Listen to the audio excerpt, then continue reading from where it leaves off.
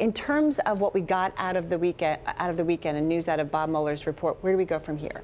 You know, there are so many things that are going to happen now. Certainly the Democrats are now saying because Barr made this determination that there is no obstruction, they are now demanding the full report and the information that allowed the special prosecutor to make that determination. So that's going to continue.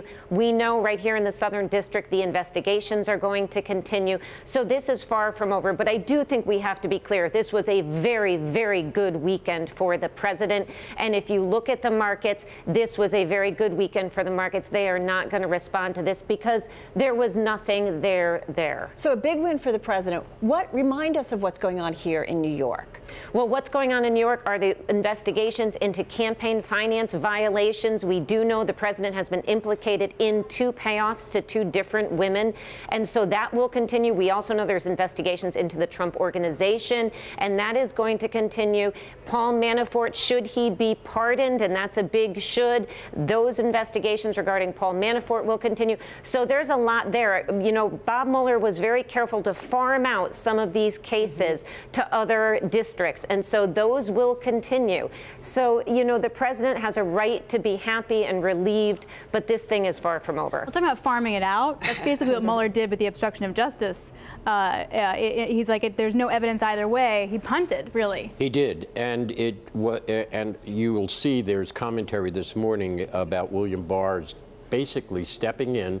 He didn't have to do that. He could have just left Bob Mueller's findings sit by themselves. But he went in with Rosenstein and said there's not enough evidence that the president committed a crime. And he believes he has the power to do that, so he did. Well, Jeanne, what do you think? Why do you think Mueller did that and kind of left it, you know, punted and gave it to Barr to make that decision? It was very Comey-esque in a way, the sort of same thing that he did in regards to Hillary Clinton. We don't have enough to charge her, but I'm going to publicly go out and say, shame, shame, you shouldn't have done that. Right. And in a way, Bob Mueller did something similar without coming out publicly. And I would just add to your point, I think what Democrats are saying, number one, Bill Barr came out and he said he wasn't going to support obstruction before he was even confirmed. So this was a predetermined conclusion. And this was done in 48 hours, very quick for him to do that. Which no doubt the Democrats will jump at. And is that correct that they should do that? Well, there are many questions that remain unanswered. We don't even know how long the Mueller report was. How many pages was it? Was it 30 pages or was it 3,000 pages? And that speaks to Bill Barr's determination. What did he base it on? Was he able to go through the entirety of the report? So it's not just Democrats who want to see this report, it's Republicans too. I do also wonder about the details, because wasn't a lot of the testimony grand jury testimony? Are you allowed to release that? You are not, although right. the Democrats, and to your point, Republicans could go to court and request, and there is precedent for that being released. So when you talk about cases going forward, those cases are going to proceed because people do want to know the basis. Look, at these rules were set out to give the public confidence in these investigations and findings. Anything that sort of diminishes that confidence is going to be pursued. So where is the risk for the market? I think the risk for the market is that, and it may be counterintuitive, is that the Democrats and Republicans just do battle on a political basis and basically get nothing else done until 2020. There are very major issues that are confronting the economy and global politics that may take a back seat to this back and forth between the White House and the Democrats. So, Jeanne, to that point, though, if you have a triumphant President Trump, what does that mean for things like negotiations with China, how he views the economy, sort of any kind of measures he wants to take from that respect? Does it make him more aggressive? How does it work like that? It does. This does unshackle him a bit, right? He doesn't have to worry as much that there was going to be, you know, a finding that he had somehow done this horrible thing of colluding with Russia. So it does unshackle him. And I would just add, for the markets, I think in terms of the political goings-on in the U.S., the big question now moves to 2020.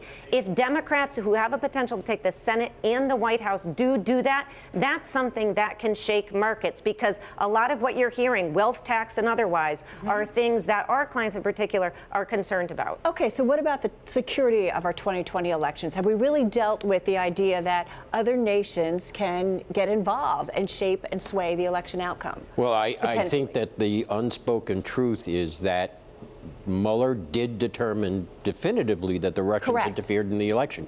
And there's virtually been nothing done to prevent it from happening again. I mean, legislatively, I mean, cybersecurity-wise, states are left on their own to figure it out, and nothing's been done.